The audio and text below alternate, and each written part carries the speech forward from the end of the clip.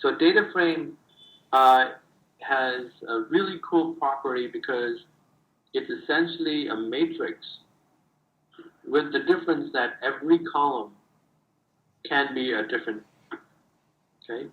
So you can have a column of numbers, a column of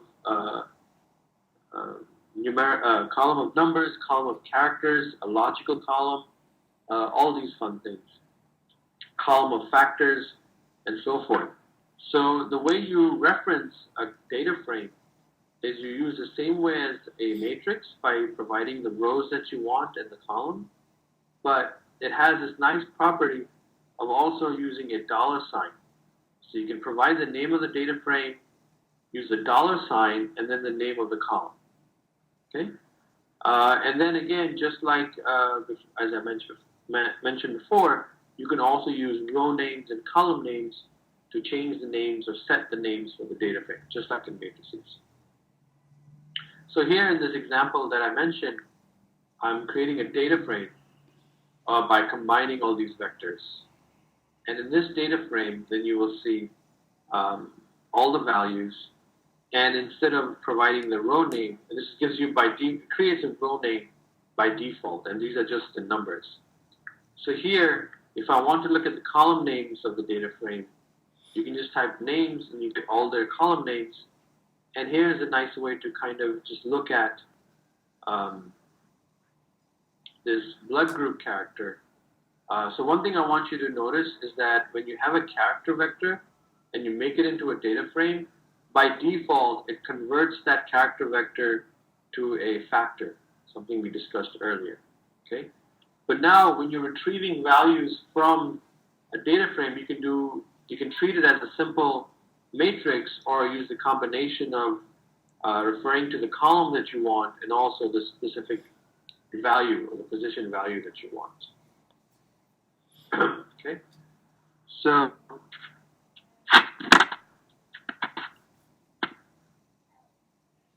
and there are a couple of really nice commands in R that help you summarize the type of data that you have, and it's called summary. So this summary basically tells you, for the background, it gives you a frequency table of how many blood groups there were. For the blood pressure, it'll tell you all the numerical summary, like the mean, median, the minimum, maximum, all these fun statistics. And here's the command. If you wanted to change the row names of the data frame, you would type in the command row names of df, which is a way of retrieving these values. But then you can assign them using whatever you want. So this is patient 1, patient 2. And remember, because this is a character vector and these are characters, you want to put double quotes around them. If you don't put the double quotes in front of around P1, it will think that there's a variable called P1 in your workspace. And that's obviously not true. Okay? All right. So let me just go through that example very quickly so you can actually see it in action. Okay, so I'm just going to copy this thing here into my RStudio. And here again, remember you have to get rid of these funny characters that come in from PowerPoint, okay? And Word.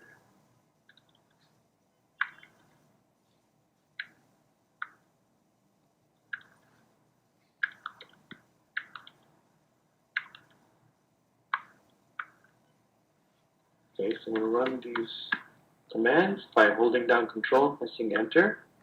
And here you'll see that they were created. Here's the blood group, the blood pressure, the height, and the weight. And now I want to create a data frame.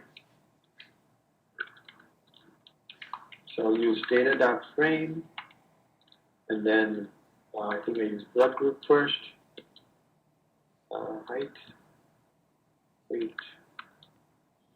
blood pressure. I don't know if there's the same order, but okay. So now I have DF. Now DF doesn't go under values, it goes under data. And if you click on this arrow, you can see the different columns. And it tells you that the first one is a factor, numerical values. these numbers here is a way for it to know which grouping. So what this means is that the first two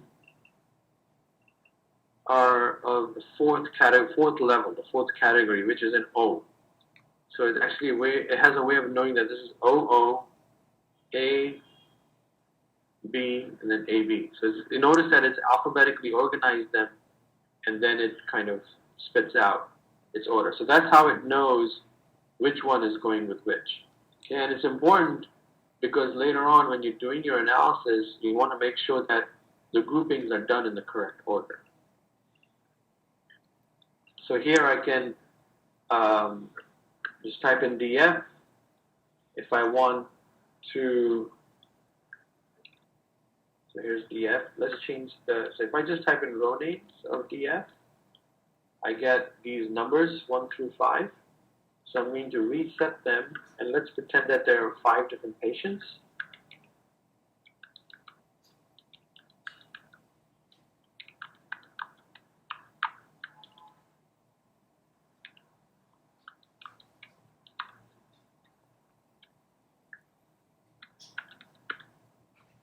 Now you see patient 1, patient 2, patient 3. So now, just like their names, we can actually say, I want the height for patient 4. So you can say, in my data frame, I want the height for patient 4. No, sorry.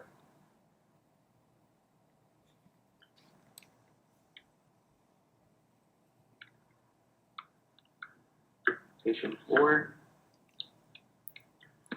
Height. Yeah.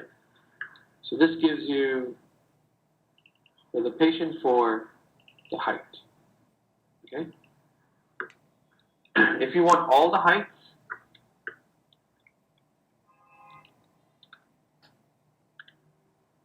these are the values here. Okay? If you want all the information from patient 3, you can put patient 3, comma, and leave that out, and like this. So I want you to notice, in this case, you got a numerical value. In this case, you got a numerical value. In this case, you got a numerical value. Here, you don't get a 1 here. You got this P3 thing. Okay? So if you actually look at the class of this result,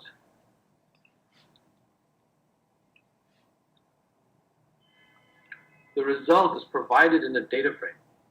If you think about this a little bit, it makes sense because you're asking it to return something that has a mixture of things. That means it has a character vector and a numerical vector. So what you wanted to do is to preserve the fact that it is still in a data frame, because you don't want it to try to convert this into one vector. Okay, so this is something to realize, that it will do that. But on the other hand, when you do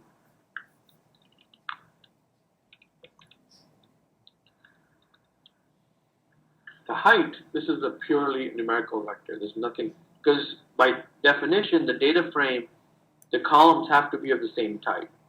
Okay, the columns have to, each column can be different types, but that one column can only contain one type of data. So all the heights obviously will have to be all numerical values.